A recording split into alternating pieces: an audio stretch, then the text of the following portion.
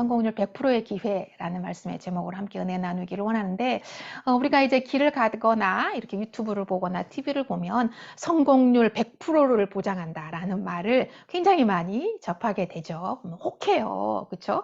투자해볼까? 나도 한번 해볼까? 이런 생각이 들잖아요. 근데 성공은 환경이나 배경에 의해서 100% 성공하게 될까요? 그건 아니에요. 물론 이제 그럴 수도 있지만 절대로 그 말이 현혹되면 안 됩니다. 그죠? 성도들의 성공은 전적인 하나님의 은혜입니다.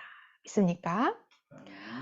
구약시대의 인물인 요셉이 있습니다. 너무나 유명하잖아요. 정말 너무 갇은 고난 끝에 애굽의 국무총리가 됐잖아요. 그런데 이제 그게 인생 승리가 아니라 성경은 뭐라고 말하냐면 하나님께서 그를 형통케 하셨기 때문에, 하나님께서 요셉을 형통하게 하는 은혜를 주셨기 때문이다 라고 창세기 39장 23절에 분명하게 말씀을 하십니다. 우리가 하나님을 전적으로 신뢰하고 순종하기만 한다면 성공은 보장되어 있습니다. 그래서 성경에는 이 형통이다라는 말이 75번 나오거든요. 그런데 이 형통이라는 단어를 오늘 현대어 영어로 번역을 하는 게 바로 성공, success예요. 히브리어로는 타쉬빌이라고 하는 말이거든요. 근데 이 말의 뜻은 반드시 성취한다라는 강한 뜻을 가지고 있어요. 그렇습니다. 우리가 조금 미련스럽게 보여도 오직 믿음으로 살아가기만 한다면은 성공은 반드시 보장되어 있습니다. 그래서 믿음으로 사는 자를 하나님께서 성공을 보장해 준다는 것이 바로 신명기 29장 9절 말씀에도 나와 있습니다. 뭐라고 되어 있냐면 너희는 이 언약의 말씀을 지켜 행하라. 그리하면 너희가 하는 모든 일이 형통하리라. 너희가 하는 모든 일이 형통하리라. 너희가 하는 모든 것이 성공률 100%를 보장한다라는 말씀이에요. 할렐루야. 아멘. 예, 그래서 성경은 말씀을 지키고 행하는 사람에게 100% 성공을 보장해 주고 있습니다. 예수님도 너희가 믿기만 하면 그대로 이루어진다 라고 100% 성공을 보장해 주고 있습니다. 사랑하는 성도 여러분, 이 말씀을 믿음으로 받아들여서 형통의 복을 받게 되기를 축복합니다. 자, 오늘 이제 아멘. 다윗 시리즈 12번째 시간입니다. 자, 다윗이 지난주에는 우리가 엔게디 동굴에 있었던 그 이야기를 이제 들었잖아요. 오늘은 이제 10광야에 숨어 있습니다. 지금 다윗이 계속 사울을 피해서 도망 다니고 있잖아요. 10광야에 숨어 지내고 있는데 그때 10사람들이, 그 동네의 사람들이 기브아에 올라가서 사울에게 다윗이 지금 10광야에 숨어 있다라고 다윗의 위치를 밀고 해요. 그런데요, 이 10광야사 10사람들은 다윗하고 똑같은 유다지파 사람들이에요.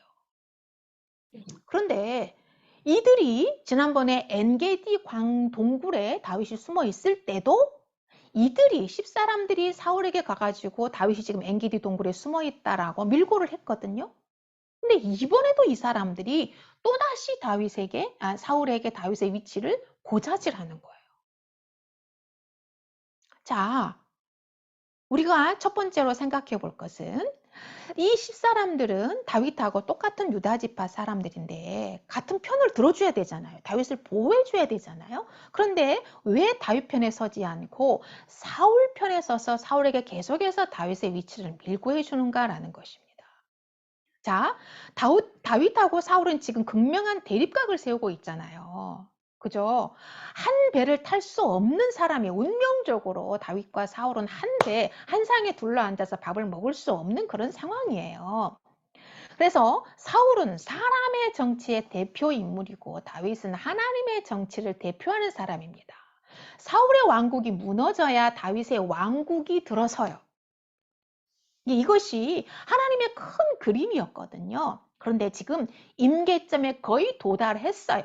거의 폭발할 지금 임계점에 거의 도달을 했습니다. 그런데 그들은 이 무너져가는 사울 편에 서고 있다는 거예요. 하나님의 뜻을 대대로 분별하지 못했던 영적 무지 때문이죠. 여러분, 인생은 줄이라는 말이 있습니다.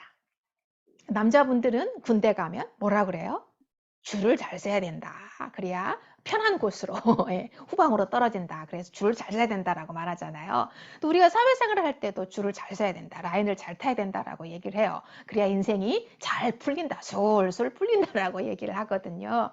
자, 그래서 이 10사람들은 사울 왕의 라인을 타야 콩고물이라도 얻어먹을 수 있을 거라고 믿었던 것 같아요. 그런데 그들이 잡은 줄은, 그들이 선 라인은 완전히 잘못된 줄이었습니다. 자, 우리 주변에도 이런 사람들이 있어요. 기회주의자들, 간신배들이 있습니다. 그러나 하나님 편에 붙어야 되고 하나님이 함께하는 사람 편에 서야 살 수가 있습니다. 다윗은 하나님의 사랑을 한 몸에 받고 있는 사람이에요. 그렇잖아요. 지금 우리가 계속 다윗 시리즈 계속 묵상하고 공부하면서 지금 우리가 발견하고 있잖아요. 확인하고 있잖아요. 하나님의 사랑을 한 몸에 지금 받고 있어요. 그리고 그들보다도 훨씬 높은 영적인 수준을 가진 사람이에요. 그래서 10사람들이 하나님께 관심이 있고 지금 이 세상, 이 판도가 돌아가는 이것을 잘 파악하고 이 현상을 영적으로 분별하는 통찰력을 가졌다라면은 사울이 추락하고 있다는 것을 한눈에 판단할 수가 있었을 거예요. 그런 하나님이 함께한 사람, 하나님이 다윗과 함께한다는 것을 알고 다윗 편에 찰싹 껌딱지처럼 붙었을 거란 말이죠. 그러나 그들은 영적으로 분별하지 못하고 지극히 인간적인 시각으로 바라봤기 때문에 그들도 몰락하는 썩은 줄에 서고 말았던 것입니다. 여러분, 성경은 우리를 뭐라고 비유하냐면 독수리의 비유를 해요. 독수리의 비유를 합니다. 소년이라도 넘어지고 장정이라도 자빠지되 주 여호와를 앙망하는 자는 독수리의 날개치며 올라감 같이 걸어가도 뛰어가도 피곤하지 않을 것이다 라고 비유를 해요. 사람의 시야는 180도밖에 못 봐요. 이렇게 180도밖에 못 보거든요. 근데 독수리의 시각은 340도예요. 거의 완벽하게 앞뒤를 다 좌우 다 볼 수 있는 거예요. 모든 시야를 다 볼 수 있다는 것입니다. 근데 왜 성경이 우리를 독수리의 비유를 할까요? 우리는 영적인 시각을 가진 독수리들이라는 거예요. 할렐루야. 그래서 독수리가 아멘. 까마귀하고 같이 똑같이 싸우면은 까마귀와 동급이 되는 거예요. 그래서 우리가 이 영적인 사람들이, 하나님의 사람들이 세상 사람들과 똑같이 판단하고 똑같이 분별하고 똑같이 살면 까마귀로 전락하게 된다는 것이에요. 그래서 저는 여러분의 영적인 눈이 더 넓게 열려서 하나님의 역사를 꿰뚫어 보는 독수리 같은 성도가 되시기를 주님의 이름으로 축복합니다.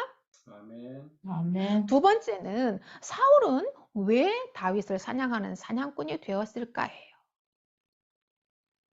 자, 사울이 3,000명의 군사를 이끌고 하길라 산속으로 쫓아왔습니다. 지난번에는 엔게디 동굴에서 다윗이 사울을 살려줬잖아요. 옷자락 살짝 베고 살려줬잖아요. 그래서 사울이 정말 눈물을 흘리면서 막 소리 높이 울면서 다윗에게 잘못했다고 사과하고 사죄하면서 내가 다시는 너를 죽이지 않겠다. 네가 이스라엘의 왕이 될 것이다 라고 인정해요. 맹세를 합니다. 죽이지 않겠다고. 그런데 며칠 만에 또다시 다윗을 죽이려고 상비병 3,000명을 끌고 왔어요. 자, 사울이 지금 제정신이 아니고 심각한 병에 걸렸다는 것을 우리는 한눈에 알 수가 있어요. 여러분, 무엇인가에 붙들리면 정신을 못 차립니다. 도박 중독, 게임 중독, 마약, 알코올, 이런 이 중독성이 굉장히 강하기 때문에 쉽게 끊지를 못해요. 그래서 결국 어떻게 되죠? 폐인이 되잖아요. 그죠? 폐인이 됩니다. 여러분, 이것이 그냥 중독이 아니라 이 중독은 악한 영에 붙들렸기 때문이에요. 하나님의 영에 붙들리지 않으면 못 끊습니다. 하나님의 영에, 성령에 강력하게 붙들림을 받아야 이 모든 중독을 끊을 수가 있어요. 자, 사울이 왜 이렇게 됐죠? 사울도 처음에는 하나님의 영에 충만하게 감동됐었고 예언도 했었잖아요. 근데 왜 이렇게 사울이 이렇게 됐어요?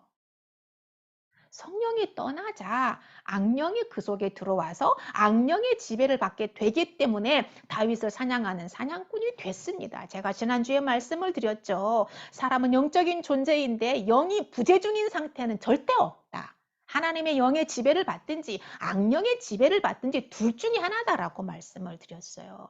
자, 그런데 사울은 하나님의 영이 떠나자 악령이 들어와 버렸다라고 하는 거예요. 그래서 평생 시기와 질투의 영에 사로잡혀가지고 다윗을 죽이지 못해서 미친 듯이 이 광기에 사로잡혀가지고 다윗을 죽이려고 하는 거예요. 여러분, 이 자신이 얼마나 괴로웠을까요? 사울이 마음이 편했을까요? 아니에요. 그런 자신이 얼마나 너무나 힘들고 괴로웠겠어요. 그렇잖아요. 사위잖아요, 다윗이. 사위를 지금 자기를 이렇게 죽이려고 하는 자신을 돌아볼 때 얼마나 괴롭고 힘들었겠어요. 자, 다윗을 죽이지 않겠다고 울면서 맹세했지만은 그것이 일시적으로 감정이 뜨거워져 가지고 말을 했을 뿐이기 때문에 의지와 결단으로 연결되지 못했습니다. 그러니까 또 죽이려고 덤벼드는 거예요. 여러분, 우리가 여기서 중요한 메시지를 들어야 됩니다. 그건 바로 사울도 성령에 충만할 때가 있었고 예언을 하기도 할 때가 있었는데 일회성으로 끝나버렸다라고 하는 거예요. 지속적으로 하나님과 교제하지 않고 주님을 갈망하지 않으니까 은혜를 경험을 했지만 인간적인 죄의 성품을 이기지 못했다는 것이에요. 우리도 사울과 똑같은 연약함을 가지고 있습니다. 우리가 다윗 같은 면도 있고 사울 같은 면도 있어요. 우리 안에는 이 양면이 항상 싸우잖아요. 그래서 바울은 이렇게 말하잖아요. 오라, 나는 공고한 사람이다. 내 속에서 죄 그리고 성령이 서로 싸운다라고 말을 했잖아요. 죄의 법과 생명의 법이 서로 싸운다라고 얘기하잖아요. 어째 우리는 다 똑같은 거예요. 천국에 갈 때까지 죄와 성령이 내 속에서 계속 싸우는 거예요. 자, 그래서 우리도 은혜 충만하게 받고 눈물 콧물을 흘리면서 회개도 하고 은혜 받았다고 말을 해요. 그런데 삶이 변하지 않고 또 끊어내야 할 것을 끊지 못하는 연약함이 우리에게도 있다는 거예요. 그렇죠? 우리 모두에게는 다 한두 가지의 이 중독성, 이 사울과 같은 이런 성향을 다 가지고 있다는 거예요. 그런데 여러분, 중요한 것은 그것 때문에 괴로워 본 적이 있냐는 거예요. 그것 때문에 괴로워 본 적이 있습니까? 예배와 성경 공부 통해서 은혜 받았다라. 그리고 내 삶이 변하지 않고 끊어야 할 것을 끊지 못하는 것은 결국은 결단으로 연결되지 않기 때문입니다. 주님의 말씀대로 살다가 내가 죽게 된다면 죽겠습니다. 라고 결단하고 하나님을 사모하고 하나님을 갈망할 때 여러분을 괴롭히는 영이 떠나게 될 줄을 믿습니다. 오늘 여러분을 괴롭히는 그 모든 결박이, 억압이 풀어지게 되길 예수님의 이름으로 선포합니다. 아멘. 그다음에 세 번째는 다윗의 상황 파악 능력이에요. 자, 다윗은 사울이 하길라 산에 들어왔다라는 것을 이제 듣고 부하 중에 아비새를 데리고 사울의 동태를 파악하기 위해서 이제 내려갑니다. 사울이 깊이 누워 자고 있는 거예요.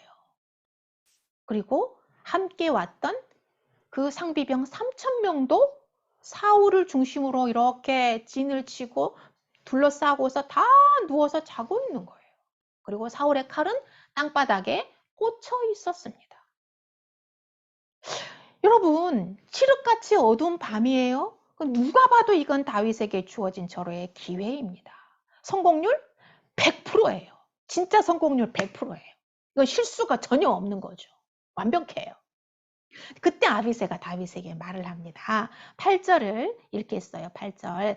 아비새가 다윗에게 이르되 하나님이 오늘 당신의 원수를 당신의 손에 넘기셨나이다. 그러므로 청하노니 내가 창으로 그를 찔러서 단번에 창에 꽂게 하소서. 내가 그를 두 번 찌를 것이 없으리이다. 두 번 찌를 것도 없이 한 번이면 된대요. 사울의 생명이 다윗 손 안으로 100% 들어왔습니다. 아비새가 본인이 죽이겠다고 말을 해요. 지난번에 엔게디 동굴에서는 다윗이 뭐라고 말을 했어요? 하나님께서 기름 부어 세운 왕을 내가 죽일 수 없다. 내 손에 피를 묻힐 수 없다. 그러면서 안 죽이고 살렸잖아요. 그러니까 이제 아비새가 당신의 손에다가 내가 피 묻히게 안 할 거니까 걱정하지 말아라. 내 손에 피를 묻히고 내가 죽이겠다. 두 번 찌를 것도 없이 그냥 한 번이면 그냥 끝내버렸네. 이거 완벽하다. 이거 퍼펙트하다. 이렇게 말하는 거예요. 정말 다윗은 자신의 손에 피를 묻히지 않고 100% 사울을 죽일 수 있는 완벽한 판이 깔렸습니다. 해가 뜨면 다윗의 세상이 되는 거예요. 다윗의 말 한마디면은 이제 아비새가 즉시 행동을 할 겁니다. 다윗은 어떻게 했을까요? 여러분 신약 성경에 보면은 세례 요한이 나와요. 세례 요한의 제자들은요, 세례 요한을 메시아로 믿었습니다. 그리고 세례 요한을 찾아갔어요. 단도직입적으로 말을 합니다. 우리는 당신이 하나님이 보내신 메시아라고 믿습니다. 당신이 메시아 맞죠? 라고 물어요. 여러분 그때 상황은 세례 요한이 맞다라고 말 한마디만 하면은 메시아가 되는 상황이에요. 진짜 그야말로 100% 메시아가 될 수 있는 절호의 기회입니다. 완전히 판이 완벽하게 다 깔려 있어요. 그냥 거기 위에 앉기만 하면 되는 거예요. 세례 요한이 어떻게 했을까요? 세례 요한은 나는 아니다. 나는 메시아가 아니야. 내 뒤에 오시는 분이 메시아인데 나는 그분의 신들매도 감당할 수가 없어. 라고 단호하게 아니라고 부인합니다. 여러분 이게 쉬웠을까요? 절대 쉽지 않습니다. 그 상황에서 나 아니다 라고 부인하기가 절대로 쉽지 않은 상황이었어요. 그러나 세례 요한은 그것을 기회로 보지 않고 위기로 보았습니다. 정신을 바짝 차리고 상황을 믿음의 눈으로 판단했어요. 그래서 아니다 라고 정확하게 얘기할 수가 있었어요. 자, 여러분 오늘 지금 아주 굉장히 중요한 지금 상황입니다. 지난번에 엔게디 동굴과 똑같은 상황이 지금 주어진 거예요. 하나님이 드디어 다윗의 연단을 끝내주기 위한 기회일까요? 이것은 굉장히 중요한 메시지가 있어요. 다윗에게 똑같은 상황이 주어진 것은 이번에 더 완벽하게 사울을 죽일 수 있는 성공률 100%의 판을 깔아준 것은 기회가 아니라 다윗을 테스트하기 위한 하나님의 시험이었다는 거예요.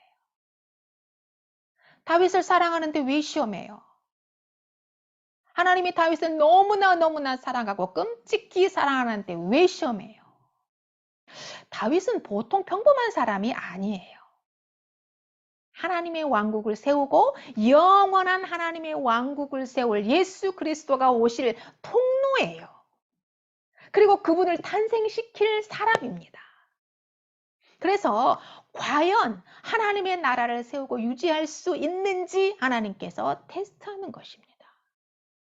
아비새는 기회라고 다윗을 설득하지만 다윗은 이 상황을 어떻게 보는지 본문 말씀을 통해서 확인을 해보도록 하겠어요. 9절부터 11절 말씀까지를 제가 읽겠습니다. 다윗이 아비새에게 이르되 죽이지 말라.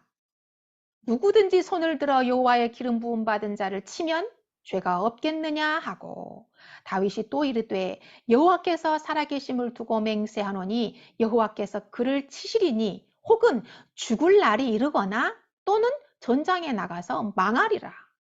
내가 손을 들어 여호와의 기름 부음 받은 자를 치는 것을 여호와께서 금하시나니 너는 그의 머리 곁에 있는 창과 물병만 가지고 가자. 아멘. 아멘. 여러분 다윗은 100% 성공률을 보장하는 기회가 주어진 상황을 기회로 보지 않고 하나님의 시험으로 봤어요. 할렐루야. 아멘. 그래서 이번에도 지난번과 똑같이 사울의 목숨을 살려줍니다. 다윗은 늘 하나님의 말씀을 묵상하고 하나님의 뜻을 구하는 사람이었기 때문에 하나님을 갈망하는 사람이었기 때문에 하나님의 생각을 알아차릴 수가 있었어요. 이건 지금 나를 테스트하는 것이다. 사울에게 죽을 뻔한 기회가 여러 번 있었잖아요. 그죠? 사울에게 죽을 뻔한 기회가 여러 번 있었어요. 그리고 왕에게, 이방 나라 왕에게 갔을 때도 그 왕에게 체포당해가지고 꽁꽁 묶여가지고 바로 사울에게 넘겨져서 사울의 밥이 될 수 있었습니다. 그런데 어떻게 했어요? 그럴 때마다 하나님께서 살려주셨잖아요. 그래서 이제 다윗은 그 모든 연단을 통해서 체험한 거예요. 아, 하나님이 내 목숨을 지키고 계시는구나. 아, 하나님이 사울을 죽이겠구나. 오늘 본문 말씀에도 분명하게 고백하잖아요. 하나님이 그를 치실 것이다. 그가 생명의 수완이 다 돼서 죽든지 아니면 전쟁에 나가서 죽든지 결국 걔는 죽을 거야. 그러니까 내 손으로 죽이지 않고 하나님의 섭리 가운데서 순리대로 내가 왕이 되는 걸 선택했다라고 하는 것입니다. 할렐루야. 아멘. 아멘. 여러분, 기회가 주어졌을 때 더 긴장하고 기도해야 됩니다. 이것이 하나님이 주신 선물인지 하나님의 테스트인지를 분별하기 위해서 우리는 말씀 안에서 깨어 있어야 됩니다. 다윗이 아무 생각 없이 사울을 죽였다고 해봐요. 어떻게 됐을까요? 다윗의 인생은 달라졌을 것입니다. 여러분, 구약성경 창세기에 보면 아무 생각 없이 장자권을 팥죽 한 그릇에 바꿔버리는 에서가 있습니다. 그 에서는 어떻게 살았나요? 평생을 후회하며 살았습니다. 그러나 이미 기차는 떠나버렸습니다. 되돌릴 수가 없습니다. 다윗도 사울을 죽였다면 되돌릴 수가 없습니다. 여러분, 그 상황에서 다윗이 사울을 죽였어요. 어떻게 됐을까요? 상상할 수가 없습니다. 여러분, 생각하는 성도가 되시기를 바랍니다. 아멘. 하나님의 관점으로 상황을 파악하고 생각하는 통찰의 능력 있게 되기를 축복합니다. 아멘. 어떤 직장인이 퇴근 시간이 한참 지났는데도 퇴근을 안 하고 있더래요. 그래서 왜 퇴근을 안 하냐고 물었답니다. 그랬더니 스마트폰도 안 가져왔고, 아침에 출근하면서 그냥 불이 나게 정신없이 오다 보니까 스마트폰도 집에 놓고 안 가져오고, 자동차 내비게이션도 고장이 나가지고 집에 못 간다고 하더래요. 여러분, 이게 현대인들의 현실입니다. 스마트폰, 내비게이션을 너무 의존하고 아무 생각 없이 그냥 살고 있는 거예요. 여러분, 생각하며 사는 성도 되시기를 축복합니다. 자, 그 다음에 마지막 네 번째는 시험은 반드시 직면해서 통과해야 되고, 통과하고 나면 하나님께서 큰 상을 주신다는 거예요. 하나님의 시험은 그 상황을 외면하고 부딪히지 않고 돌아간다 그래서 통과하는 것이 아니에요. 테스트를 피한다 그래서 통과되는 것이 아닙니다. 반드시 그 상황과 맞닥뜨려서 싸워 이겨야 됩니다. 자, 다윗은 사울과 군대의 진영을 뚫고 사울 앞까지 갔잖아요. 도망가지 않았어요. 다윗의 눈앞에 깊이 잠들어 있는 사울이 있습니다. 자, 다윗은 인간입니다. 잠들어 있는 사울을 봤을 때 다윗이 어떤 생각이 들었을까요? 만감이 교차했을 거예요. 이걸 진짜 죽이냐 살리냐, 이걸 죽여 말어, 별 생각이 다 들었을 거예요. 너무 괴롭히니까, 너무 고통스러우니까. 인간이잖아요. 그렇죠? 단번에 그냥 창을 들어서 칼을 심장에다가 내리꽂고 싶은 생각도 들었을 거예요. 수백 번 들었을 것입니다. 그러나 다윗은 사울의 머리맡에 있는 땅바닥에 꽂혀 있는 창 그리고 물병을 가지고 조용히 돌아서 나왔습니다. 이것이 시험을 통과한 것입니다. 할렐루야. 여러분, 믿음은 그냥 말로만 믿습니다 하는 것이 아니라 말씀을 삶으로 살아내는 것이 믿음이고 증명하는 것이 믿음입니다. 저와 여러분이 말씀을 삶으로 살아내는 성숙한 성도가 되기를 축복합니다. 아브라함이 사흘 길을 걸어서 이삭을 데리고 번제물로 드리려고 걸어가서 드디어 이삭을 잡아가지고 꽁꽁 묶어서 번제단에 올려놓고 칼을 들어서 이삭을 죽이려고 할 때, 그때 하나님께서 불이 나게 아브라함을 말리면서 죽이지 말라고 말립니다. 그것이 바로 아브라함의 믿음의 증명이었고 시험의 테스트를 통과한 것입니다. 자, 그리고 끝난 게 아니잖아요. 하나님께서 아브라함에게 큰 상급을 주셔요. 하나님이 아브라함에게 약속하셨잖아요. 아브라함아, 나는 너의 지극히 큰 상급이다 라고 말씀하셨잖아요. 그 말씀이 바로 이 순간에 이루어지고 성취되는 거예요. 어떤 상급을 예비해 주셨나요? 어린 양을 예비해 주셨잖아요. 이삭 대신 제물로 바칠 어린 양을 예비해 주셨습니다. 여러분, 하나님은 우리 모두에게 상급을 주시기를 원하시는 참 좋으신 하나님이십니다. 이것을 믿는 여러분 되시기를 축복합니다. 아멘. 여러분, 시험에 통과하면 하나님께서 복을 주십니다. 다윗과 아비새가 창과 물병을 가지고 돌아서 나올 때 군인들이 깨거나 사울이 깼다면은 어떻게 됐을까요? 그 자리에서 죽는 것입니다. 만약에 다윗이 그 순간 사울을 죽였더라도 어떻게 됐을까요? 그 군인들이 다 3,000명의 군인들이 다 깨어나가지고 다윗은 아마 총바지가 됐을 거예요. 아마 몸이 난도질이 되었을 것입니다. 그런데 그들이 잠에서 깨지 않아요. 3,000명이 모두 깊이 잠들어 있다니 이게 신기하고 놀라운 일 아닙니까? 어떻게 이런 일이 가능해요? 누가 수면제를 타서 먹였을까요? 12절 말씀을 보면 이렇게 되어 있어요. 12절 말씀 우리 다 같이 읽어보겠습니다. 12절입니다. 시작.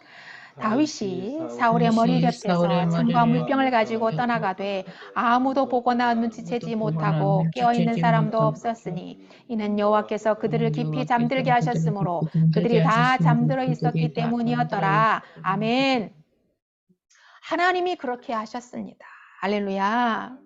하나님은 끝까지 다윗을 지켜보고 계셨어요. 다윗이 사울을 죽이지 않고 창과 물병만 가지고 돌아가는 것을 보고 사울과 3,000명의 군사들을 깊이 잠들게 해서 아무도 깨지 못하도록 하나님께서 그렇게 수면제를 먹여버린 겁니다. 하나님께서 깊이 잠들게 해버린 겁니다. 이것이 바로 시험에 통과한 다윗에게 주신 하나님의 지극히 큰 상급입니다. 믿습니까? 아멘. 3,000대 2의 말도 안 되는 게임에서 다윗과 아비새가 압승을 거둔 것입니다. 하나님이 하셨습니다. 시험에 통과하면 하나님께서 이렇게 지극히 큰 상급을 주십니다. 히브리서 11장 6절의 말씀을 보면 이렇게 되어 있어요. 믿음이 없이는 하나님을 기쁘시게 못하나니 하나님께 나아가는 자는 반드시 그가 계신 것과 그가 자기를 찾는 자들에게 상 주시는 이심을 믿어야 한다라고 말했어요. 저는 여러분이 다윗과 같은 믿음 갖게 되기를 축복합니다. 성공률 100%의 기회라고 해도 하나님이 원치 않는다면 과감히 포기할 줄 아는 여러분 되시기를 축복합니다.